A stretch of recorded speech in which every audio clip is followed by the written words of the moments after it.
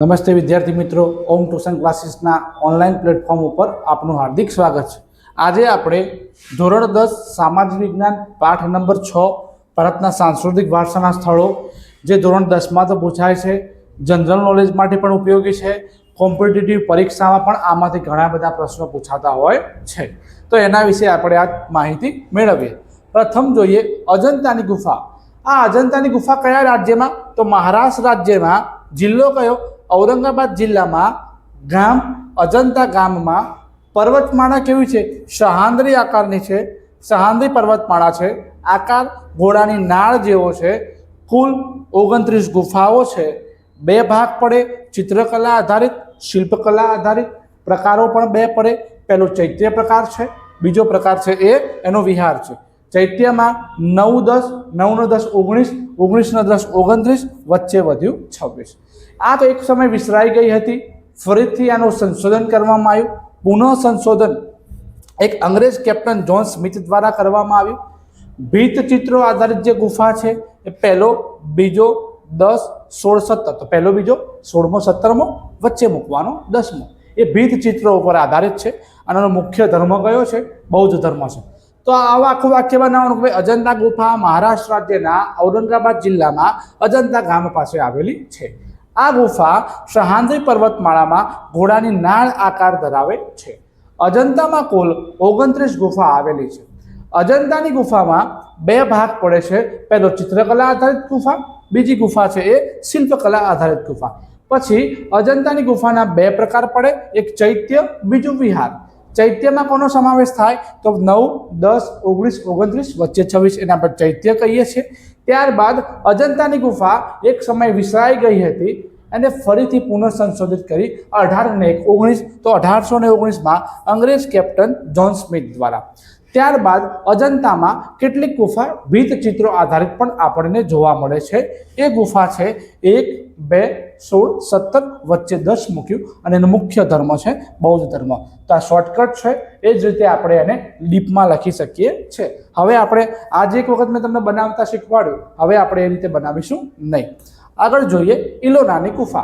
इलोरानी गुफा कयुं राज्य? तो महाराष्ट्र राज्य। जिल्लो कयो? औरंगाबाद जिल्लो। स्थळ कयुं? इलोरा। अजंता में कुल गुफा केटली आवेली छे? तो 34 गुफाओं छे। एना पछी कुल धर्म 34 गुफा, पण एवा धर्म केटला? 3, एक बी छे, एच अने जे। आ 3 एना धर्म आवेला छे। एना पछी कैलाश मंदिर कई गुफा में छे? तो 16मा नंबरनी गुफा में कैलाश मंदिर आवेलू छे। समयगाळो ईस्वीसन 600 थी लईने ईस्वीसन 1000 समयगाळो छे। आ इलोरानी गुफा 50 मीटर लांबू इलोरानु मंदिर छे। पछी पहोळाई 33 मीटर छे, ऊंचाई 30 मीटर छे। तो आवुं एमां एक मंदिर आवेलुं छे अने जे 16मा नंबरनी गुफामां कैलाश मंदिर आवेलुं छे। त्यारबाद आ बौद्ध धर्ममां केटली गुफा? तो 1 थी लईने 12मी गुफा बौद्ध धर्ममां छे। हिंदू धर्ममां 13 थी लईने 29 सुधी हिंदू धर्मनी गुफा है। और जैन धर्म में 30 थी लईने 34 नंबरनी गुफा ए जैन धर्म में आवेली। एमां जे 16मा नंबरनु जे छे कैलाश मंदिर, एटला माटे कैलाश मंदिर आपणने हिंदू धर्म में जोवा मळे छे। अने कैलाश मंदिर लंबाई, पहोळाई अने ऊंचाई आपेली छे। एना पछी आपणे नेक्स्ट जोईए तो के एलिफंटानी गुफा। आ पण राज्य कयुं छे? महाराष्ट्र राज्य। शहर कयुं? मुंबई थी 12 किलोमीटर दूर छे। कोना पासे? अरब सागर पासे आवेली छे। एलिफंटा में कुल गुफा केटली छे? 7 गुफा छे। एलिफंटा नाम कोणे आप्युं? पोर्टुगीजोए आप्युं। धारापुरी नाम कोणे आप्युं? स्थानिक माछीमारोए आपेलुं छे। एना पछी त्रिमूर्ति में कई गुफा? तो गुफा नंबर 1 में त्रिमूर्ति आवेली छे। एना पछी वर्ल्ड हेरिटेज साइट कई छे? तो ईस्वीसन 1987 में वर्ल्ड हेरिटेज साइट में आने स्थान मळेलुं छे। एना पछी नेक्स्ट जोईए आगळ जोईए महाबलीपुरम। आ महाबलीपुरम में आपण राज्य जोईए तो कि तमिलनाडु राज्यना स्थळ चेन्नई थी अंतर 60 किलोमीटर दूर। विशेषता त्या मंदिरों बहु छे अने दरिया किनारा माटे आ महाबलीपुरम जाणीतुं छे। आनुं निर्माण कई जग्याए? तो दक्षिण भारत में। वंश कयो? पल्लव वंश। राजा नरसिंहवर्मन प्रथम द्वारा। एमनुं उपनाम हतुं महामल। આ મંદિર કયો આકાર ધરાવે છે? રથ આકાર ધરાવે છે. મહાબલીપુરમમાં રથ આકારના કુલ કેટલા મંદિર છે? 7 મંદિર છે. હાલ હયાત કેટલા મંદિર છે? 2 મંદિર છે. આમાં કોનો વધ? તો મહિષાસુરનો વધ કરતી માં દુર્ગાની મૂર્તિ અને હાસ્ય કરતી હોય એવી વિષ્ણુ ભગવાનની મૂર્તિ મળી આવેલી છે. અને જે 2 રથ મંદિર છે એ દરિયામાં વિલીન થઈ ગયેલા છે. એના પછી નેક્સ્ટ પટ્ટદકલ. પટ્ટદકલ કર્ણાટક રાજ્યના સ્થળ પૂછાય છે. બાદામીથી 16 કિલોમીટર દૂર રાજધાની તો કે ચાલુક્ય વંશની રાજધાની હતી. આ પટ્ટદકલ કયા સદીમાં નિર્માણ પામ્યું? 7મી થી 8મી સદીમાં. કઈ શૈલીમાં બન્યું? નાગર અને દ્રવિડ શૈલીમાં નિર્માણ થયું. અને પટ્ટદકલમાં સૌથી મોટું મંદિર વિરૂપાક્ષનું મંદિર. અને વિરૂપાક્ષ એટલે કયા ભગવાન? ભગવાન શિવનું મંદિર ત્યાં આવેલું છે. એના પછી નેક્સ્ટ ખજુરાહોનું મંદિર. તો ખજુરાહોનું મંદિર મધ્યપ્રદેશ રાજ્ય, જિલ્લો છતરપુર જિલ્લો. આ ખજુરાહો કોની રાજધાની હતી? તો બુંદેલખંડના ચંદેલ રાજાઓની રાજધાની હતી. નિર્માણ ક્યારે થયું? ઈસવીસન 950 થી 1050માં નિર્માણ થયું. આમાં કુલ કેટલા મંદિર હયાત છે? 80 મંદિર હયાત છે. કેટલા મંદિર? તો 80 મંદિરો અને હયાત કેટલા છે? 25 મંદિરો હયાત છે. બીજા બધા જ મંદિર દરિયામાં વિલીન થઈ ગયા હતા. મંદિરો તો સૌથી વધુ શિવ ભગવાનના મંદિર છે. ત્યારબાદ એમાં વૈષ્ણવ અને જૈન મંદિરો પણ આપણને જોવા મળે છે. મુખ્ય મંદિર તો 64 યોગીનું તોરણ અલંકારિક શૈલીનું મંદિર મુખ્ય છે. આ મંદિરમાં ગ્રેનાઇટ પથ્થરનો ઉપયોગ કરવામાં આવ્યો હતો. શૈલી પૂછાય તો નાગર શૈલી હતી. અને આમાં મૂર્તિકલા અને વાસ્તુકલાના ઉત્તમ નમૂના આપણને ખજુરાહોના મંદિરમાં જોવા મળે છે. એના પછી આગળ કોણાર્કનું સૂર્ય મંદિર. કયું મંદિર? કોણાર્કનું સૂર્ય મંદિર. તો કોણાર્કનું સૂર્ય મંદિર રાજ્ય પૂછાય તો કયું રાજ્ય આવશે? તો કે રાજ્ય પૂછાય તો ઓડિશા રાજ્ય, જિલ્લો પુરી, અખાત પૂછાય તો બંગાળનો અખાત. કઈ સદીમાં બન્યું? 13મી સદીમાં. વંશ કયો હતો? ગંગ વંશ. રાજા નરસિંહવર્મન પ્રથમ. આકાર રથ આકાર હતો. કુલ કેટલા અશ્વો વડે ખેંચાતું? 7 અશ્વો વડે ખેંચાતું હતું. પ્રહર એટલે 8 પ્રહર. 1 પ્રહર એટલે 3 કલાક. 8 પ્રહર એટલે 24 કલાક. એટલે દિવસનું નિર્માણ થાય. પ્રતિબિંબિત વર્ષમાં 12 મહિના હોય તો 12 પૈડા હતા. કાળા પથ્થરમાંથી બન્યું હતું. એટલે આ કોણાર્કના સૂર્ય મંદિરને કાળા પેંગોડા તરીકે પણ આપણે ઓળખીએ છીએ. એના પછી બૃહદેશ્વરનું મંદિર. રાજ્ય પૂછાય તો તમિલનાડુ રાજ્યના સ્થળ તાંજોર કે થંજાવુર. કયા વર્ષે નિર્માણ પામ્યું? 1003 થી 1010માં બન્યું. કયા વંશની રાજધાની હતી? ચોલ વંશની રાજધાની હતી. કયા રાજાએ બનાવ્યું? તો કે રાજરાજ પ્રથમે બનાવ્યું હતું. આનું ઉપનામ એટલે રાજરાજ પ્રથમે બનાવ્યું હતું. એનું ઉપનામ હતું રાજરાજેશ્વર. એ મંદિરનું નામ પડ્યું રાજરાજેશ્વર મંદિર. કઈ શૈલીમાં બન્યું? તો કે આ દ્રવિડ શૈલીમાં બન્યું હતું. આ મંદિર કેટલા મીટર લાંબુ છે? 500 મીટર. ઊંચું છે કેટલા મીટર? 250 મીટર. અને પહોળાઈ કેટલા મીટર છે? 200 મીટર. તો દક્ષિણ ભારતમાં સૌથી ઊંચા શિખરવાળું કોઈ મંદિર હોય તો આ બૃહદેશ્વરનું મંદિર છે. એના પછી નેક્સ્ટ કુતુબ મિનાર. કુતુબ મિનાર ક્યાં આવ્યો? તો આ કુતુબ મિનાર જે છે એ દિલ્હીમાં આવેલો છે. ક્યાં આવેલો છે ભાઈ? દિલ્હીમાં. કયા યુગમાં? સલ્તનત યુગ. આનું નિર્માણ કઈ સદીમાં થયું?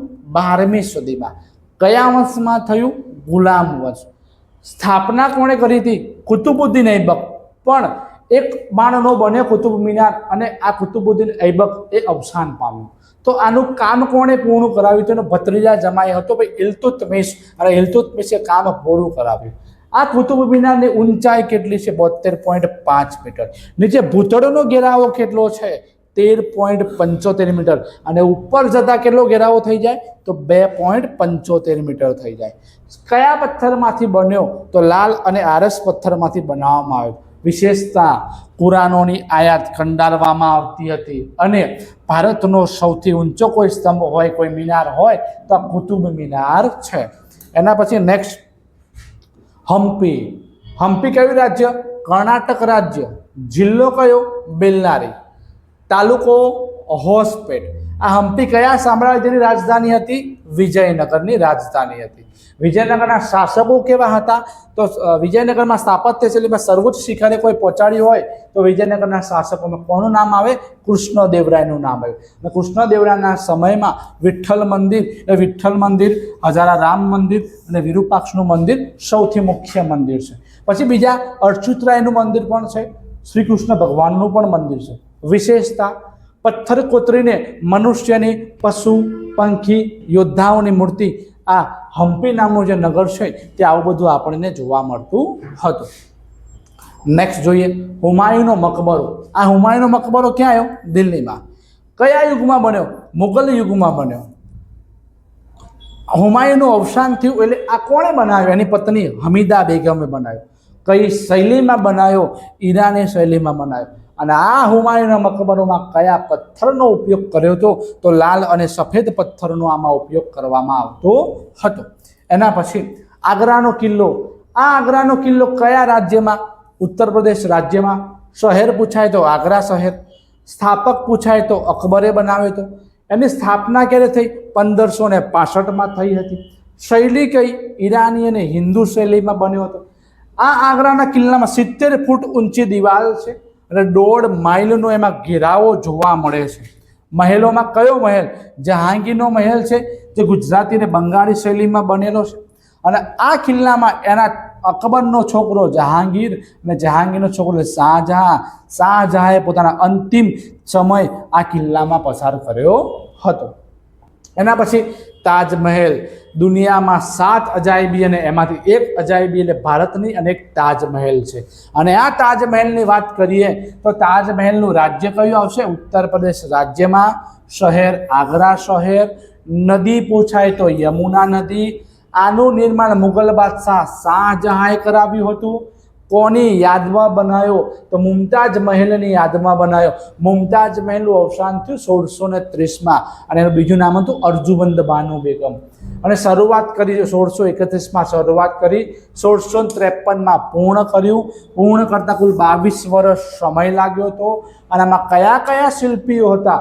ભારતના, ઈરાનના, અરબી, તુર્કી અને યુરોપિયન શિલ્પો આમાં જોવા મળે, કામ કરેલું હતું. કઈથી કઈ દિશામાં બનાવેલો છે? ઉત્તરથી દક્ષિણ દિશામાં કામ થયેલો છે. મધ્યમાં કોની કબર છે? મુમતાજ મહેલની કબર આવેલી છે. કઈ પંક્તિ લખેલી છે? સ્વર્ગના બગીચામાં પવિત્ર દિલોનું સ્વાગત છે એવું લખેલું છે. અને કેવી જાળીઓ છે? અષ્ટકોણીય જાળીઓ આવેલી છે. 4.5 કરોડ રૂપિયા આમાં ખર્ચ કરવામાં આવ્યો હતો. ચાંપાનેર. આપણી ગુજરાતની વાત આવી તો ચાંપાનેર ગુજરાત રાજ્યના જિલ્લો પંચમહાલ જિલ્લો, તાલુકો હાલોલ તાલુકો, તળેટી. ચાંપાનેરની તળેટીમાં આ ચાંપાનેર આવેલું છે. આની સ્થાપના કોણે કરી હતી? મોહમ્મદ બેગડાએ ચાંપાનેર જીતી લીધું હતું. અને જીતી લીધા બાદ ત્યાં જામા મસ્જિદ, મોતી મસ્જિદ અને ઐતિહાસિક કિલ્લો બનાવ્યો હતો અને નામ પાડ્યું હતું મોહમ્મદાબાદ. યુનેસ્કોએ 2004માં આને વર્લ્ડ હેરિટેજ સાઇટમાં સ્થાન આપ્યું હતું અને નામ પડ્યું મોહમ્મદાબાદ. નેક્સ્ટ જોઈએ ધોળાવીરા અને લોથલ. તો ધોળાવીરાની વાત કરીએ તો ધોળાવીરા કચ્છ જિલ્લો, ભચાઉ તાલુકો, ખદીરબેટ. વિશેષતા આદર્શ નગર રચના છે. 5000 વર્ષ પહેલાં હડપ્ય સંસ્કૃતિના વેપાર વાણિજ્યનું કેન્દ્ર હતું. અહીંયાથી મણકા અને ઘરેણા બનાવવાના ફેક્ટરી એટલે કારખાના મળી આવેલા છે. વાત કરીએ લોથલ. અમદાવાદ જિલ્લો, ધોળકા તાલુકામાં આવેલું સરગવાલા ગામ પાસે.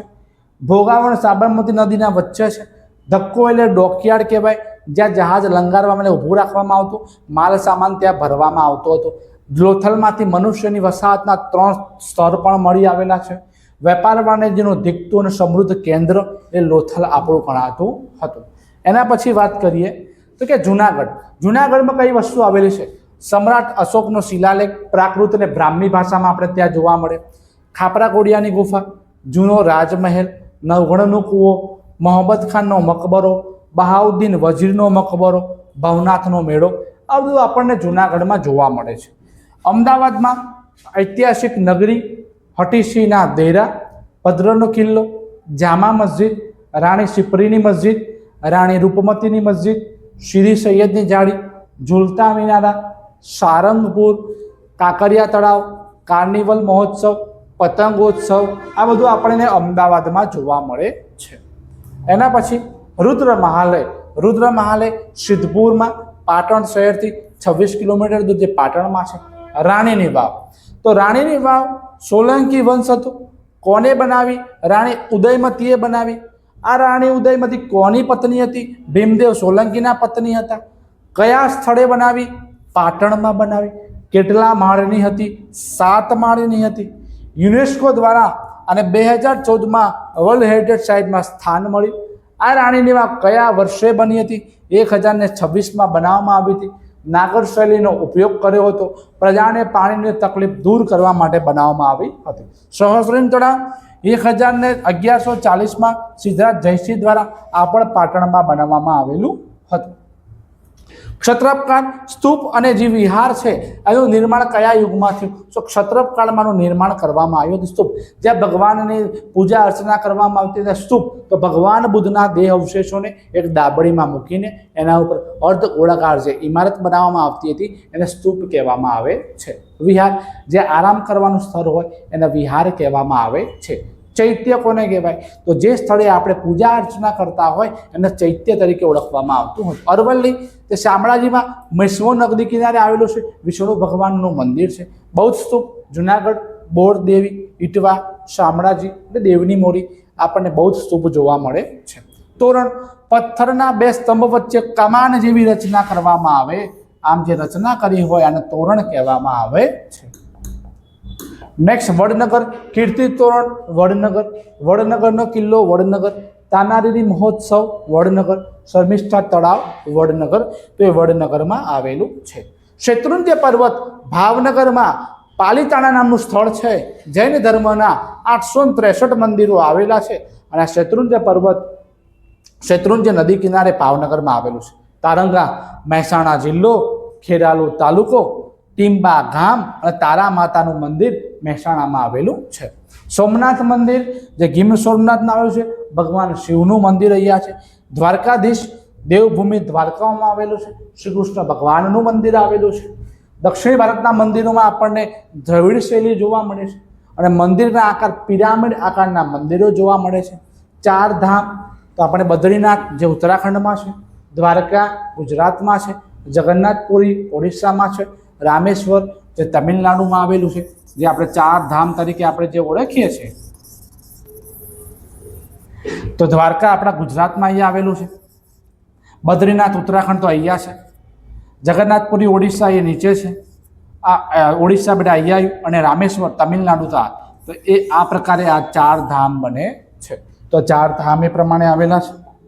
તો વિદ્યાર્થી મિત્રો ઘણા બધા ઇમ્પોર્ટન્ટ અને આઈએમપી જે પ્રશ્નો હતા કોમ્પિટિટિવ એક્ઝામમાં પણ પૂછાય છે અને ધોરણ 10 રિલેટેડ આમાંથી 4 માર્કનું પૂછાય. આ એક જ લેક્ચરમાંથી 4 માર્કનું તમને પ્રશ્ન પૂછાય અને 4 માર્ક મેં તમને ક્લિયર કરી આપ્યા. તો જો અમારી ચેનલ પસંદ આવતી હોય તો લાઇક, શેર અને સબસ્ક્રાઈબ કરવા નમ્ર વિનંતી છે.